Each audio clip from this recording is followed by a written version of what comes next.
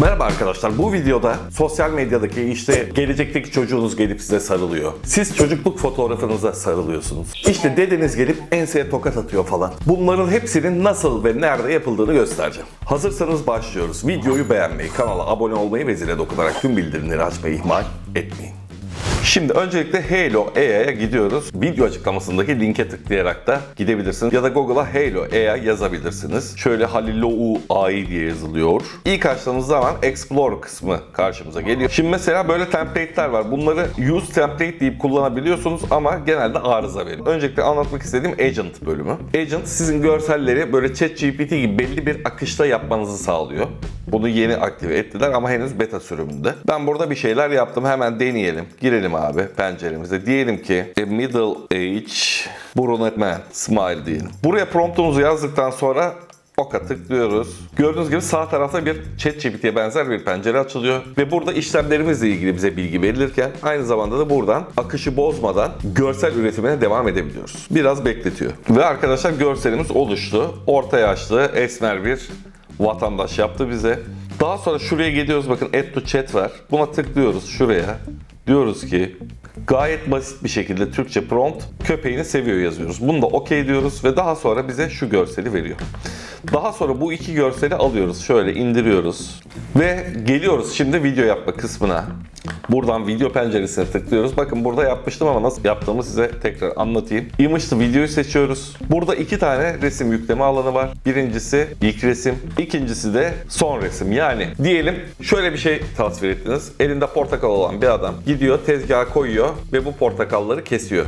Ve daha sonra da tencereye atıp reçel yapıyor. Burada ilk başta nedir? Elinde portakal tutan bir adam olmalı. Daha sonra da tencerenin başında bir adam olmalı.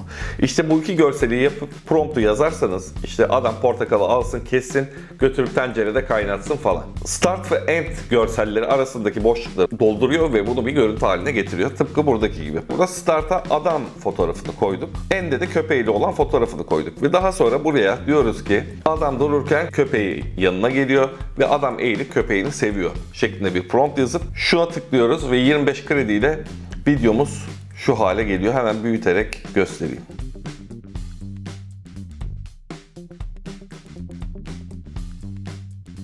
Evet, gördüğünüz gibi gayet başarılı ve karakter tutarlılığını bozmayan bir sahne oldu. Zaten şöyle bir şey var. İkincisini üretmiyoruz aslında. Uzun bir sahne yaratıyoruz tek seferde. Ama bunun için bizden başlangıç ve bitiş karelerini istiyor. Bir diğer yapılacak şey, mesela şöyle bir çift fotoğrafımız var. Şimdi bunların henüz hayatta olmayan çocukları gelip onlara sarılacak. Onun için de buraya geliyoruz tekrar. Image to videoya. Şurayı bir temizleyelim. Şunları kaldıralım. Bu sefer tek bir fotoğraf yükleyeceğiz şuradan. Şunu yüklüyoruz. Ve daha sonra buraya şu promptu yazıyoruz arkadaşlar. Bakın şurada var zaten. This couple's 6-year-old daughter comes from a fair and hopes them dedik. Yani bu çiftin 6 yaşındaki kızları uzaktan geliyor ve onlara sarılıyor. Bu kadar basit. Daha sonra şuradaki midye kabuğuna tıklıyoruz ve görselimiz şu şekilde oluyor. Büyüğünü göstereyim hemen. Kız çocuğu geliyor. Annesine ve babasına sarılıyor. Çocuğu oluştururken ebeveynlerinin fiziksel özelliklerini alıp mixliyor arkadaş. Şimdi Halo AI'ın 02 sürümü de aktif. 02 sürümünün nasıl bir farkı var? Şimdi hemen size onu da göstereceğim. 01 sürümüyle yaptığım fil videosunu göstereyim. Bir fil ormanın içinden koşarak kameraya doğru geliyor diye bir prompt kullandım. Promptun çıktısı Halo 01'de böyle görünüyor arkadaşlar. Halo 02'de ise böyle görülüyor. Gördüğünüz gibi detaylar müthiş. Yerden kalkan toz toprak, işte filin ahenkli bir şekilde salınması, detayları, derisinin kırışması falan gibi pek çok özellik burada mevcut. Yani Halo 2 aslında VO2'den çok daha iyi sonuçlar üretebiliyor. Tek bir kusuru var, dublaj yapamıyor arkadaşlar. Dublajı da yapmayı versin. Peki şimdi beraber eski bir fotoğrafı hareketlendirelim. Görselimiz oluşuyor burada. Hemen bakalım fotoğrafımızı nasıl canlandırmış. Evet. Gayet doğal. Eşi dostu aileyi ağlatmak için eski fotoğrafları bu şekilde arkadaşlar canlandırabilir ve hüngür hüngür insanları ağlatabilirsiniz. Gayet başarılı bir şekilde eski fotoğrafları da canlandırıyor. Teksto video var. Teksto videoda bildiğiniz üzere metin yazarak video oluşturma hikayesi. Bir prompt yazdım, dedim ki kırmızı spor araba yolda hızla giderken kanatlarını açıyor ve gökyüzüne yükseliyor. gönder. Bu olurken arkadaşlar subject referans diye bir olay da var. Bu da karakter tutarlılığını sağlamak için eklenmiş bir özellik. Karakter resmimizi yüklüyoruz. Daha sonra arkadaşlar burada referans alıyor zaten. Confirm diyoruz. Ve oluşuyor. Şimdi burada bu karakteri istediğimiz gibi farklı promptlarda kullanabiliriz. Hiç de bir sorun yaşamayız. Deneyelim mi? Mesela balık tutsun mu? Diyorum ki man fishing. Bu kadar. Gayet basit, tarzanca bir prompt. Şimdi text to videomuzda da hemen bakalım istediğimiz gibi olmuş mu? Kanatları açıp gökyüzüne yükselecek mi? Evet, kanatları açmadı. Yani kanat diye bir şey yok ama kenardan bir şey çıktı böyle. Evet.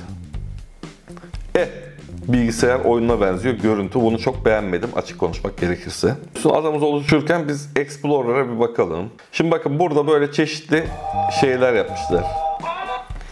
Görseller var. Bunların da üzerine gelip şöyle sesini bir kısayım da garip müzikler çıkıyor. Evet. Mesela bunu nasıl yapabilirim? Bunun için diyor ki use template. Buna tıklıyorsunuz. Hemen göstereyim hatta şöyle. Buraya imaj ekliyorsunuz. Adamımıza ekleyelim mesela. Herhangi bir prompt yazmıyorum. Edit mod açık. Daha sonra gönderiyorum arkadaşlar. Bu düşünüyor, taşınıyor, bir şeyler yapıyor. Bakalım sonuç ne olacak? Bu devam ederken biz bakalım görselimiz olmuş mu? Video kısmına giriyoruz ve adamımızı gördüğünüz gibi balık tutmaya gönderdi. Sanki böyle yandan biri telefon kamerası çekmiş gibi gösteriyor. Evet, subject de bu şekilde çalışıyor. Buraya karakterinizin böyle önden görülmüş bir fotoğrafını yüklüyorsunuz ve daha sonra bunu çeşitli karelerde kullanabiliyorsunuz. Hikaye bu aslında. Şimdi template'imize dönebiliyor muyuz geri? Agent'ta çalışıyordu galiba. Sanırım bu süreç devam etmiyor arkadaşlar. Baştan başlayacak gibi. Buradan demek ki çıkmamak lazımmış. Buradan çıkmayın arkadaşlar, bu işlemi yaparken geri dönemiyorsunuz. Bu sefer iyi ilerliyor arkadaşlar. Template modu adım adım işlemleri yapıyor. Siz sadece template'i uyarlayacağı resmi yüklüyorsunuz ve geri kalanını tamamen Halo AI hallediyor. Siz uğraşmıyorsunuz arkadaşlar. Promptuna kadar yazıyor. Harika bir şey bence. Ama biraz vakit alıyor. Şu an kaç dakika oldu bakıyorum. Biz bu talimatı vereli yaklaşık 4 dakika oluyor ve süreç hala devam ediyor arkadaşlar. Burada bakın bir sürü şey var. Bunların hepsini yapabilirsiniz. Şöyle mesela işte ünlü karakterlere bir sarılma hikayeleri falan. Buradan yine çeşitli promptları kopyalayabilirsiniz. Buradaki her şeyi yapabilirsiniz. Ya promptu kopyalayıp video penceresinden ekleyeceksiniz ya da arkadaşlar use template diyeceksiniz. Template olanlarda, editable template olanlarda ve kendi fotoğrafınızı yükleyip devam edeceksiniz. Evet arkadaşlar, anlatacaklarım bu kadar. Özet olarak şunu söyleyebilirim. Halo AI güzel. Bazı ufak tefek bug'ları var. Gerçekçilik konusunda şahane değil. Ama fotoğrafınızı gerçekten bozmadan işleyebiliyor. Ki bu güzel bir özellik. Yani şöyle söyleyeyim, VO2'den daha iyi ama VO3'ten epey geri bir yapısı var. Yine de hızlı içerik üretme ya da sosyal medyada şaşırtıcı şeyler yapma konusunda oldukça başarılı işler çıkarıyor. Bu videoda anlatacaklarım bu kadar. Videoyu beğenmeyi, kanala abone olmayı ve zile dokunarak tüm bildirimleri açmayı ihmal etmeyin.